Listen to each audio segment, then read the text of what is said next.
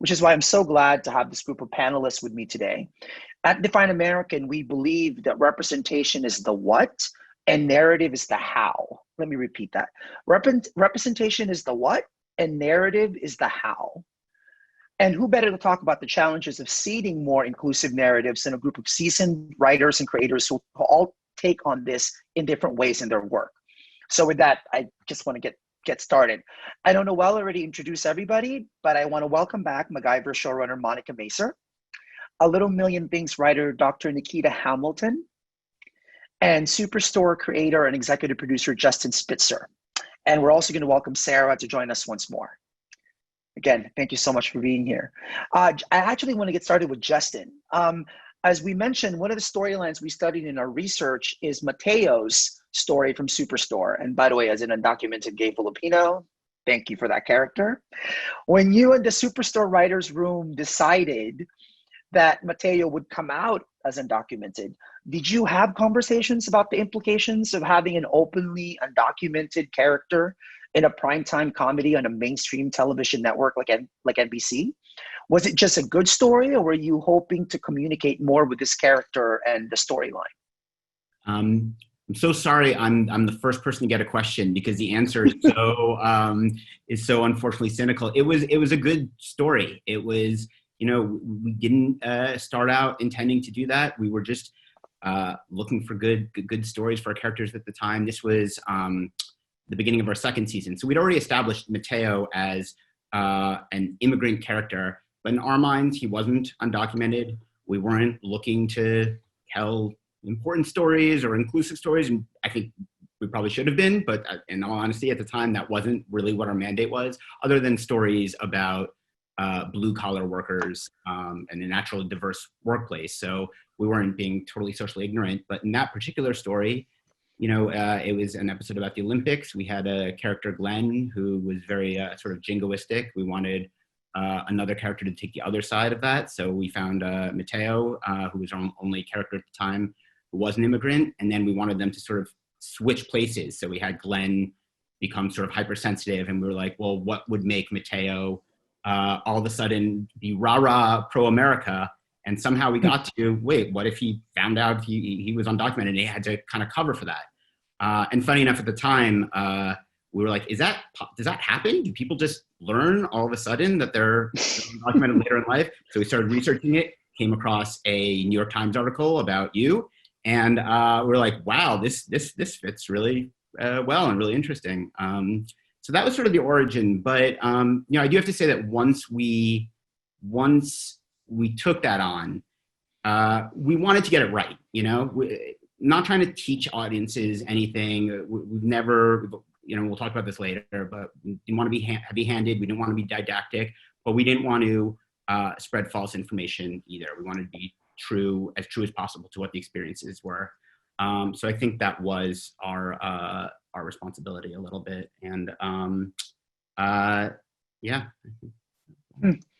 Well, Nikita, as a writer and a scholar working on shows like The Bald Type and now A Million Little Things that feature many issue-based storylines, and you also defended your doctoral dissertation, Disturbing the Peace. I love this title. Television, Disruption, and the Roles of Black Women, to earn your PhD from USC. Does understanding the power that specific characters and storylines have on audiences make a difference with how you approach in crafting them? What does research like this mean to your work? It definitely does. I mean, the reason why I never thought I'd end up being a TV writer. That's not what I went into my PhD thinking I was going to do. But I felt like representations of Black women, I felt like I was seeing how they rippled into real life and how people often who didn't know Black women responded and interacted with me. So I was interested in seeing that tie between television and reality and what was happening, and recognizing that giving marginalized voices nuance was really important into how that affected our treatment in the real world. And so seeing this study is like so exciting because it's illuminating that connection between what we do in our jobs and like how that goes out into the real world. So for the bold type, for A Million Little Things, it's all about really focusing on, yes, different issues, but like the humanity of people, all different sorts of people. And I think when I approach characters, I'm very much about like, how do we represent them in very layered ways? How do we make sure that everyone is dynamic as opposed to just whittling them down to whatever stereotype is easiest to hit on in the episode? Thank you for that. I mean, I want to bring Monica in. So Monica, you're a true veteran of the game at this point with this incredibly diverse portfolio of successful shows under your belt, like Lost, Nashville, Teen Wolf, Queen Sugar, Hentified, and now MacGyver. With your return to the action drama space, which I believe is where you got your start, what lessons around inclusive storytelling have you learned over the years? What are those things that you've learned are you applying to this genre that has arguably been one of the slowest to progress on the inclusion front? Mm-hmm.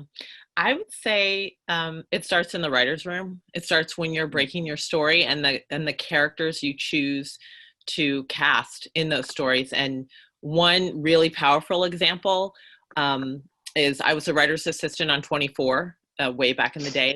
And I firmly believe that seeing President Palmer, seeing an African-American president, helped the nation prepare to receive Barack Obama to be our first African-American president. So I feel like representation matters. And then working on Lost and then on Queen Sugar and Hentified, and now coming back full circle to action with MacGyver, it really starts in the room. We were breaking a story and we were trying to figure out, it's a show that goes to cities all across the world. And we were talking about a princess marrying the son of the British Prime Minister. And so then we started talking about, should that, what country? And so automatically we started thinking of like European princesses, and then other people in the room and myself, I was like, well, what if it's an African princess? Or what if it's an Asian princess or an Indian princess? And we can talk about neocolonialism. We can talk about, if she's an African princess marrying the British Prime Minister's son, we can talk about what just happened with Meghan Markle and with Prince Harry. So we can, yes, it's still an episode of MacGyver. There's going to be a mission of the week. They're going to go across the world and save the day. But you can layer in these conversations about these characters that are organic to the story that you're telling without being, heavy-handed. And I think that's the balance always, right? I mean, Justin, that's when you said that, look, like writers, and I'm saying this as a journalist, like when I was working in a newsroom, like my responsibility is to the story, right? To the integrity of the story. And so you're making a show, it's like, what characters can you create? But I think in this new era that we're living in, certainly, I think issues of inclusivity and social justice are not just like a slice of the pie. They're actually like the pan that we're all living in, right? I think that's kind of important to remember. I want to bring my colleague Sarah back into the conversation. So why is research like this important to the work of Define American? How do these findings impact our television and film consulting work? Yeah, it's a great question. So what we're trying to do at Define American is essentially create a feedback loop. So we work a lot in the grassroots landscape of like hearing from undocumented and immigrant people all the time and hearing their stories and really wanting to lift those up. And we've been consulting with writers' rooms to bring in more of those authentic stories into mainstream TV. And so what the research really does is it takes the content analysis, is watching each year from year to year, how's the landscape changing in terms of what we're seeing on TV versus what we're seeing in reality. And adding in that audience survey this year really helped us complete that loop of, okay, so now we see the way the landscape is becoming maybe more representative of reality, but how are those storylines then affecting the audiences? Because if they go over the audience's heads, or the audiences are not clued in and cued in to what those storylines are portraying, then we kind of miss that loop. So it was really exciting, these findings, to see that audiences were we're taking on the storylines and applying them to, you know, real world decisions and actions and interactions in their lives. And then we can take that that we learn from the audience survey and also what we're hearing again in immigrant communities and stories, and feed that back into our consulting work of we'll hear more stories about, you know, transgender immigrant characters. Here's somebody that we know from the community who can inform that storyline. And it's really just in creating this loop and monitoring with research what's happening in this loop, we can start to understand if we are moving towards a more welcoming America and how television influences that. You know, one of the things that I thought about as I was going through the report the first time was this idea that we are so inundated by what's happening in the news, immigration, you know, I mean, I'm still wrapping my head around the headlines around the forced hysterectomies. Right? So like we hear all these just horrible stories. And then I feel like so many of my friends and my relatives kind of just shut out the news because it's so negative. And then I started thinking, how many of them are shutting out the news and then getting whatever those storylines are when they watch Superstore, Madam Secretary, or Orange is the New Black? So I thought that was kind of interesting. And this is where I want to kind of bring everybody in to this next question. So while our research took a deep dive into these 3 projects that covered immigration and found them to have a positive impact on audiences, we all know that stereotypical portrayal of immigrants are unfortunately equally impactful. So how much of the responsibility of getting it right should fall on writers? How can writers, executives, and content creators in general improve their practices to be more ethical in the storytelling? Monica, Nikita, Justin, any of you can jump in here. Well, look, I think one thing is I think we all have a responsibility not to get things wrong, certainly. You know, I think sometimes it puts a lot on writers, content creators to say it's our responsibility to change the world, and like there's still a place for pure escapism. There's still a place for shows that are just fun and aren't taking on big tasks. But I do think that if you do decide to take on real issues, you're taking on a responsibility. It's like you don't have an obligation to lead, but you have an obligation not to mislead if you decide to delve into any of this. You know, like when we were talking about Mateo's storylines, we talked about, all right, if I sort of find out about him, how would he get away, or is there a way he could get citizenship? And we would come up with these like tiny little 1 in a billion chances would ever work. Like, you know, do we portray that? Technically, I guess it could work, but it's like, then somebody out there who is undocumented is like, oh, I saw this thing on Superstore. Apparently you can do that. And now that guy's screwed, you know? So you do have responsibility not to make things worse at the very least. I think we can agree on that. Monica, Nikita? I agree. I feel like we're television shows, we're not documentaries, but I do feel like we take on the responsibility of being authentic and truthful to the characters you choose to put on your show. So, I mean, even when I worked on Prison Break and someone was doing a story about a priest in the prison, she took the time to reach out to a priest that worked in the local correctional facility because she wanted to get the story right. And I feel like on Hentified, because we were dealing with issues of immigration, we were dealing with small business owners. America Ferrera has this group, this foundation, Harness, and so she connected us with an immigration attorney so we could get that storyline right. She connected us with people who were fighting gentrification in Boyle Heights so we could get that story right and not make them stereotypes or make it heavy-handed. And so I think whenever you're working on a project, there's a good amount of research that goes into, the story that you're telling, and it doesn't have to feel issue-y, but it should be truthful in the representation of those characters and their lives. Nikita?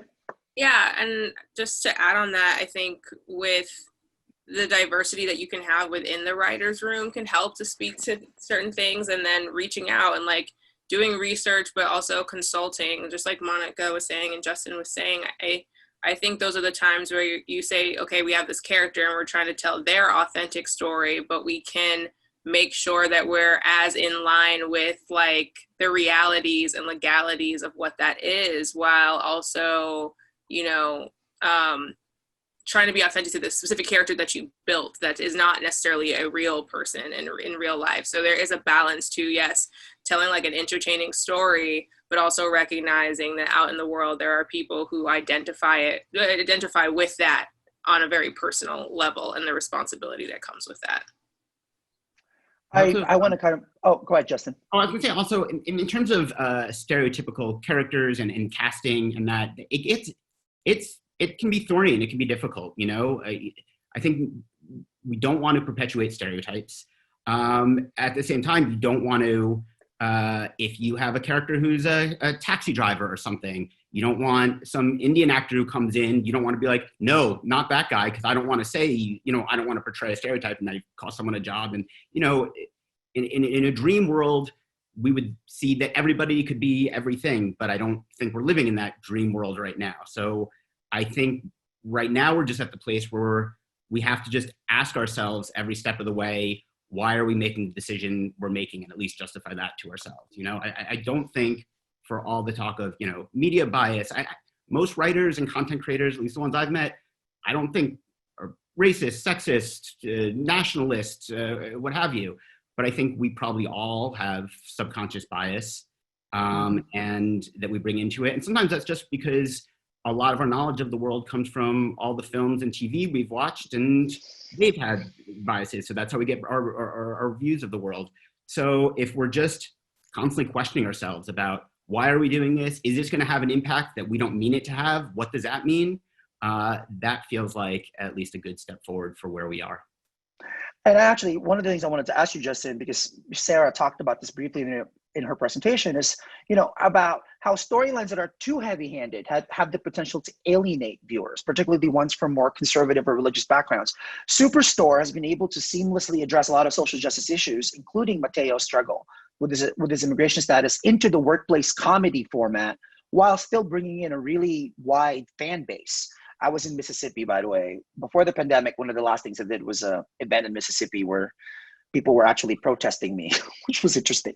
But I remember one of the protesters ended up saying that he thought that because when I said that I was an undocumented Filipino, he was like, "Oh, that person on Superstore?" I was like, yeah. No, I was just like, yeah. So, but can you talk a bit about your approach to this and how you've been able to strike that that balance over the years when the stakes feel so high? Yeah, and it's funny when you say heavy-handed shows turn off like religious or conservative. Alienate, yeah. Alienate. Well, I mean, I'm neither religious nor conservative, but if I see a show that's too heavy-handed, I turn it off too. It's like no one wants to be condescended to and talked down to. I think we're all writers first. We all have to approach it from that place first. So it's like, first priority, don't be racist. Don't confirm stereotypes. Second, create just a good show that's funny and entertaining and well written. And then 3, try to have a positive impact if you can do that in addition. I think, so for us on Superstore, it's just, we're just telling good, entertaining stories. We never viewed it as this is a morality play. This is an allegory. We weren't trying to teach anything. That's an after-school special. For Mateo's story, Mateo was not meant to represent all immigrants or all undocumented immigrants. And we never got up on our soapbox and said, hey, America should have open borders or no immigration enforcement. I mean, that's just stuff we didn't want to delve into. We wanted audiences to care about this character because they love this character. And I think, even the most conservative, anti-immigrant, nationalist person out there, if they had a really good friend that they found out was undocumented, I think most of them would probably want to find a way to keep him in the country too. Yeah. So it's about the people and not what they represent for us.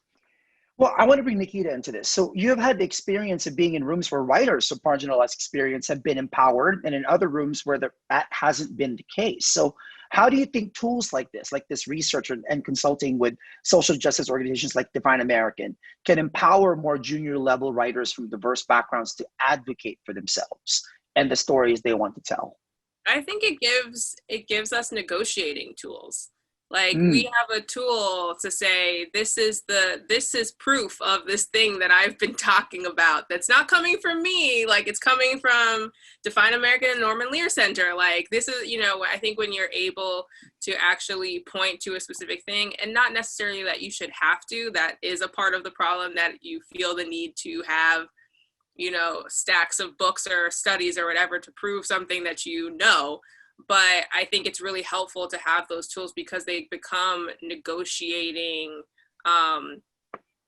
tools for you to have a conversation where you can say, there was an article in this publication or from this university that is pointing to what we're talking about. And then it becomes a part of like the research that a show would normally do, but it's research that is specific to marginalized communities and things like that. So I do think that there are ways to take these studies that come out of schools, even every year when like UCLA, every other year UCLA puts out that study about like, what does Hollywood look like right now? How many directors, how many writers, all of that. I think that those are conversation starters for you to be able to bring into the room, especially when you are someone who feels like you're like potentially that you're there to check a diversity box, but you're saying, look, I know what I'm talking about. Here's the proof of what I am talking about.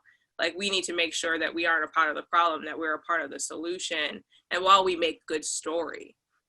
Yeah. Monica, so, we're in the midst of this reckoning around racial injustice in the entertainment industry, and we're seeing a lot of consumer-facing statements and commitments to creating an industry that is inclusive of Black people and non-Black people of color. Have you felt any type of shift in your interactions with networks and studio executives, their mandates, and their commitment to inclusion behind the scenes? Definitely. CBS is a perfect example of that. We were working on a storyline of a flashback episode that takes place during the pandemic, and early in the conversation, our creative exec said, "Are you going to address Black Lives Matter?" And it just so shocked me because one, our storyline was taking place in the first month in March before George Floyd and all of that happened, but I was like, I didn't know that you had an appetite for that, because I am that storyteller for sure, coming off of Queen Sugar. And they were like, we want you to feel empowered to tell the story that you're excited about. And so I said, in this episode, it's not about that, but I'm going to take that and we're going to use it in an episode later in the season. And then it just made me realize, we're at a studio and at a network that has a mandate now that they had planned in January, before any of this had started happening in the States, that they were, by 2021, 40% of their writers' rooms were going to be Black, Indigenous, and people of color. By 2022, 50% would be Black, Indigenous, and people of color. And then they announced their partnership with the NAACP, and that they wanted 30% of their development to be focused on BIPOC stories. So yeah, I've noticed a lot of, they're literally putting their money where their mouth is. They're leaning into this moment in time. And the great thing about it is it wasn't a reaction to what happened late in the summer. It was something that they were thinking about, at the top of the year. So it's really exciting. And much needed. Yes. And much needed. So I want to bring in Sarah and Nikita to this. So Sarah, you and I have talked about this before, and I'm hoping Nikita might have some thoughts on this as well. I want to talk about the Bechdel test, which is a measure of representation of women in fiction. It asks whether a work features at least two women who talk to each other about something other than a man. If you were to create an immigration version of that test, what would a film or TV project have to do to pass? For me, I think that it would be all immigrant characters have to have two aspects of their identity that you haven't seen before on TV or in movies. Still speaking to, what Justin is saying is like, we're still grounded in the real world, but people are really interesting and complicated, and they have, like really interesting passions and connections to people, and just having a double check in there that, to go to what Monica was saying of like, when people think of princesses and, the room is automatically thinking of European princesses, like just stop insert the test and think about, you know, the other possibilities that exist in the world, except for like what comes to mind first, because that's then really, you know, pulling in the more well-rounded and beautiful experience. And, you know, for us as Americans, like America as a whole is so much broader and more beautiful than the single story of who we are as Americans. And so, you know, to be able to just take a moment and really think outside of our own like biases and assumptions, I think would be my Bechdel test. Nikita? Yeah, I'm kind of gonna steal Noelle's. I was talking to her about this yesterday when we were on the call, but that the character cannot be there solely to talk about their like immigrant status. Like that is not the only reason that they like popped up in the episode. I think is important and just speaks to what Sarah was saying as well, which is just that these are layered, dynamic characters that are whole people, where one aspect of them is not the sole reason that they're there. I think would be like number one for me. And then on top of it, I think it's important to show the ways in which anyone can be woven into the fabric of America. Like, I think that there should be a plethora of jobs, a plethora of like family structures, like all of these things. So as to say, like, are we doing the same exact thing we did the last time? Like, it needs to just look, I think, a little bit different, even if it's a matter of like a job you hadn't thought of. I almost want to say, whatever comes to your mind the first time, don't do that. Like whatever stereotype automatically pops in your head, go a different direction. Got it. Well, okay, so this is my question for all of you. There is this platitude that we've heard over the last several years: get woke, get broke, which implies that telling stories that raise awareness about important issues like immigration or racial justice is bad for business. What is your response to that? And if you come up with a new saying to counter that narrative, get woke, get broke, what would it be?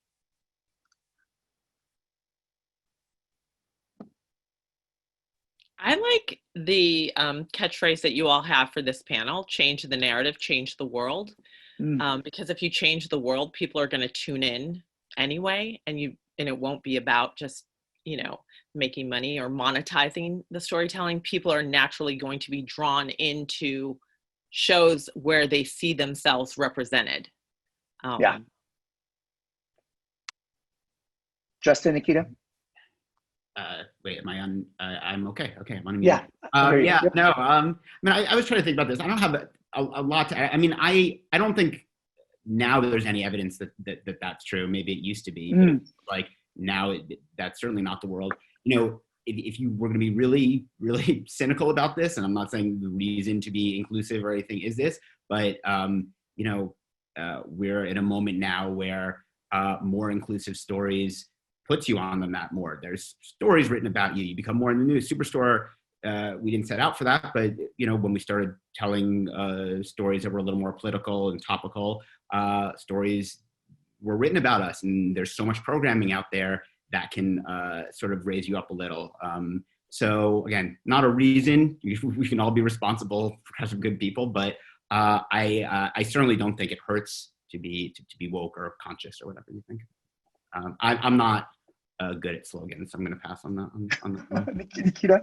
I do not have a slogan either, but I think if the get woke is done with good storytelling, it's still good storytelling. Anytime there's good storytelling, people will show up.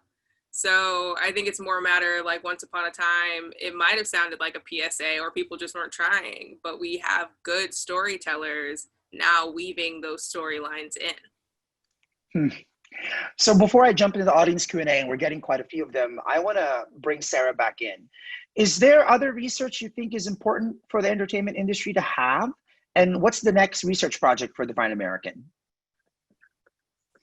Yeah, well, one of the next research projects is we're already working with the Lear Center on the next iteration of this report, which will be another content analysis to show year over year of the landscape. And we're also looking at bringing back the audience survey But this was the first iteration of our audience survey. And so, we looked at what we considered positive, authentic storylines that we saw in the TV viewing season. One question that we've had internally is, what happens if we look at storylines that we feel are negative? And what's that kind of reaction on the audience? And what if we take the same season and we're looking at both negative portrayals and what we consider positive portrayals and seeing across the board the reaction? We're also looking at moving beyond scripted TV, so looking at unscripted and film and TV news. And I saw, one of the questions coming in about how is TV news impacting people, and how's that in the mix of this research? And that's something we're really curious too, because obviously people are getting their news from all different areas, but TV news and films and television all over. And so to be able to grow this research and start to look more at audience impact is something that we're really excited about. Thank you for that, Sarah. And I have a couple of audience questions that I want to bring in. I'm going to start actually from Monica. This is a question from Kelly. So for staff writers, do you have a tip for how to organically pitch a more diverse option? Like, for example, the African princess example, especially if we might be one of the marginalized groups in the room. So how do you do this without coming across as the race police? That's a really good question. Really good question. Yeah, because I feel like so much of my early career was trying to navigate not being perceived that way, but also very much wanting to speak up. And early on, I leaned on research. I would lean on articles. I'd be like, oh, I found this great article in the Lost Room when we were trying to figure out a story for Sun. I did some research on an herbal cure for asthma. And so whenever I would say, oh, I found this article, or I found this really cool piece of research, or I read this in the New York Times, it wasn't that Monica, the staff writer, was pitching the idea. It was almost like this super dope, awesome article that I read in the New York Times that everybody is reading and interested in, sort of helped navigate that. And then there was an issue in the room early on where Damon had promised that we were going to kill someone off the island. And for some reason, the majority of the room tilted towards, why don't we kill Jen? Because Jen doesn't speak English. And I was like, that's racist. And then there was another writer of color, Javi Grillo-Marxwatch, who was like, that's racist. And then I would talk to him after hours and he said, Monica, you're a staff writer. You need to stop saying that's racist, and you need to approach this from a story point of view. He was like, I'm a supervising producer. I will say it's racist. So then when I came into the room the next day, I said, if we kill Jin off the island, he is Sun and Jin are the only married couple, this was season 1, on the island. And if you kill him, we can't play love triangle stories. We can't play marital rift stories. So then all of a sudden the room started listening. And then Javi would second it with like, and it's racist to say that the person whose head is on the chopping block is the one person who doesn't speak English. So I feel like approach it from story. If you have all these other stories and you want to pitch an Asian or African princess, you have to say, well, we've already done stories that focus on, 3 European characters back to back to back. I think it would be interesting if we shifted the narrative and then pitch your idea. That's really, really good advice. This is a question for Justin from Sarah. It's an interesting question. Was there a debate on whether Mateo knew he was undocumented all along versus finding out for the first time as an adult? If so, why did the writing team go with the latter? And this is, the person asking this question said, I was 13 when I found out I was undocumented, but my parents, of course, knew all along. I think it was the needs of that particular story. We had a story, we wanted Mateo to start out with one attitude where he was saying, always pro-America, but come on, America's not number one in everything. Philippines are great. So we wanted him to get to a place where, oh my God, I've learned something. I've got to change now and cover something up. So we felt like for that, he had to learn it during the episode. Also, probably less importantly, but we'd done a whole season with him, and not that someone who's undocumented would always be talking about it, but we'd seen no evidence that he was ever aware of it or trying to hide anything who he was. So it just became easier overall and I think just kind of interesting for him to learn it in that episode. The last question I'll ask here, and I'm going to turn this over to Sarah. Is there research about the difference in audience activism when viewers watch a singular episode about immigration compared to a multi-episode arc about immigration? So we didn't dig into this specifically. The difference that we were looking at is in the impact between, sorry, we were looking at the impact of the emotion on the show. So, you know, this is really for future research to like more narrow down and see if one episode does it, or if, you know, having a more of an arc. But we do know that it's looking like the more content, the more episodes that someone sees, the more willing they are to take action in their real lives. So certainly more to come. I have to say, this is why I love research, because you have hunches. Like I have hunches, and now I'm like, oh, I don't want to have any assumptions because I know what the research is showing.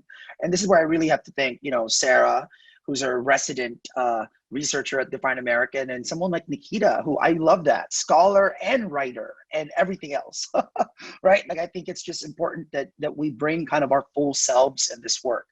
And so I can't believe, by the way, that went by really fast. And I want to really thank our panelists, my colleagues, and all of you out there tuning in for joining us today. When I saw the RSVP list, I was really excited to see how many writers and industry professionals will be joining us. You all have this incredible opportunity to create and distribute stories that will shape this next phase of our country and our world. And Define American is really excited to help you in this endeavor.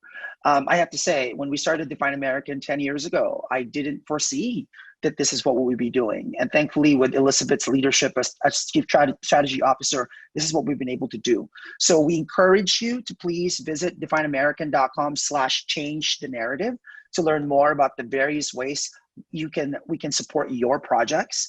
And please don't hesitate to reach out to Elizabeth and our entertainment media team to talk more. And lastly, I have to say this, as a journalist and as a filmmaker, as a storyteller who happens to be undocumented, telling stories to me makes us feel less alone. I would also argue that storytelling is its own kind of freedom. And so with that, thank you for joining us today. And we'll see you at Define American.